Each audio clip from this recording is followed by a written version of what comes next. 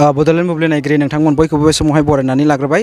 नंगौ आं दिनैहाय दंफैयो नैबे सुन्द्रिजरा गामियावहाय JPC नि बानजायनायाव 32थि एनुवेल कनफारेन्स बिथांमोना नैबे सुन्द्रिजरा गामियावहाय सानथामनि हाबाफारिजोंहाय मोनसे मेहेर गोनां हाबाफारि खुंफुंनायखौ जोङो नुनो मोन्दों। बे समावहाय जोङो केमेरा पार्सन बिथांखौहाय नैबे JPC कनफारेन्सनि माखासे सिनारिफोरखौहाय फारि फारियैहाय खोन्थालांनो थाखायहाय नैबे समावहाय खावलायनाय जाबाय।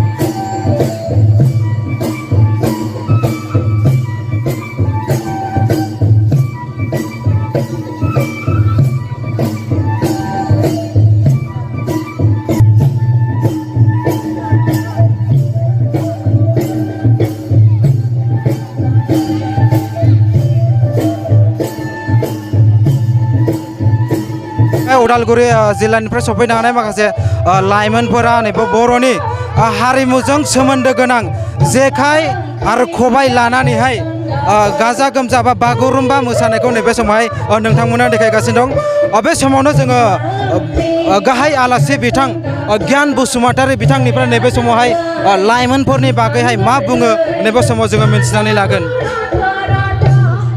जोबोद रंजादों बाव फैनाया सुन्द्रिजरायावहाय आलासि हिसाबै लिंजानानै जोंनि हिसाबैनो जे फोरबोनि गाहाम खौरांखौ गेदेर उन्दै जोहोलावफोर बा बैसो जाखानाय बयबो इसोरनि खौरांखौ मोनोबा बे गावनि बे संसार जानायावहाय रंजानो जानो हागोन आरो इसोरनि अननायखौ नाजावनानैहाय इसोरनि गोथार जिउजोंहाय सुफुंजाब्ला बे मानसिया गावनि आखल आखु स्वभाब चरित्र गावनि मावनानै दानो जानाय बे इसोरनि जिउ इसोरा जिउ नालाय इसोरखौ रावबो नुवा जिउखौ नुवा इसोरखौ मेलेमजों मिन्थिया गावनि माबा मोदोमजों मिन्थिया जिउजोंसो मिन्थियो। बेखायनो बुंदों जोंनि इसोरा जिउ बे इसोरखौ मिन्थिनोब्ला जों इसोरनि जिउ गोथार जिउजोंसो इसोरनि मनोभाबखौ मिन्थिनो हायो।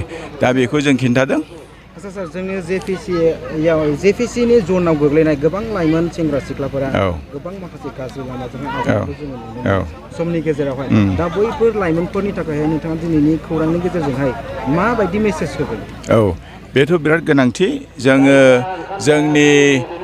जोंनि लाइमोन आफादावहाय जोंनि जिथु लामा लादोंना बेफोरखौ जोंनि इउनिभारसिटि कलेज बा बिदिनो समाजफ्राव जों सोलोंनो मोना।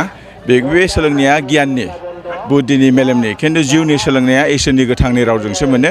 बे इसोरनि गोथांनि रावहाय जों जिउखौ हमथानो हायोब्ला जोंनि खुगाखौ हमथानो हायो, जोंनि मेगनफोरजों मा नायो जों बेखौ हमथानो हायो, खोमाजों जों मा खोनासङो बेखौबो जों हमथानो हायो। बे जिउआसो इसोरनि जिउ बादि जोंनि थोननायखौ जोंनि लामाफारिखौ जों गोथारै नंगौयै गोजौनि बेखौ साननानै जों गाव मोजां मनोभाब गाव गोथार सिङावहाय गोथार जिउजों लायोब्ला जों मालायफोरनोबो बे गाज्रिखौ दाखालाम बे गाज्रिखौ दुबुं बे हाबाफोरखौ दामाव होननानै बे जिउआ जोंखौ थोनो आरो बे जिउजोंनो जों इसोरनि जोंनि लामाफारि लानायखौ जे दानि जुगनि बे जिथु ITH ना जोंनि लाइमोनफोरा बे लाइमोनफ्रा इसोरनि जिउ थायोब्ला बिसोरो गावनो आपना-आपनि गोथों लामायाव बे जिउआनो बे गाज्रि बे मोजां होननानै जोंखौ डाइरेक्सन होनानै जोंनि थांखिखौ फुरा खालामनो हायो आरो बे लाइमोन जोंनि जिबना ओरैबायदि मोजां जोंनि गोथार शास्त्रआव बुंदों जोंनि जिबनफोरखौहाय गोरलैयावनो बदक आरो गोरलैयावनो जों बेखौ फेङोब्ला गेदेर देरबोला जों बेखौ फेंनो गोरा जाया। जेरैहाय दंफां फुलिया गोरलैयावनो जों ओरै बेंहोबा बोदबबा बे गिदिर देरबाबो बेंगोन आरो बेबायदिनो जोंनि लाइमोन जिबनावहाय जों इसोरनि रावजोंहाय फेङोब्ला बियो देरबोलाबो बेरेखा लामाथिं गाज्रि लामाथिं थांनाय नङा होनदों। दा एक नम्बर जाबाय न'खराव बिमा बिफाया गावनि गथ'फोरखौ उन्दैनिफ्राय फोरोंनांगौ इसोरनि रावखौ फोरोंनांगौ। बाव नंगौ दङ बाव जिउखौ मोनगोन आरो बे नंगौखौ सोलोंबा बे बाहेरनि बार आबहावा नांब्लाबो बिसोरो बेखौ सोलायनो हानाय नङा दा बेवखायनो इसोरनि रावखौ सोलोङोब्ला लाइमोन आफादनिफ्राय बे देरब्लाबो जोहाव जाब्लाबो बोरायसिमब्लाबो बियो इसोरनि लामायाव नंगौथियाव बियो सलायबाय थागोन आरो समावहाय जोङो गियान बसुमतारी बिथां आलासि गाहायनिफ्राय लाइमोनफोरनि बागैहाय गोबां बाथ्राफोरखौ मिथिनो मोनबाय गसाइगावनिफ्राय सदीप नार्जारिनि खौरां गोजोन्थों।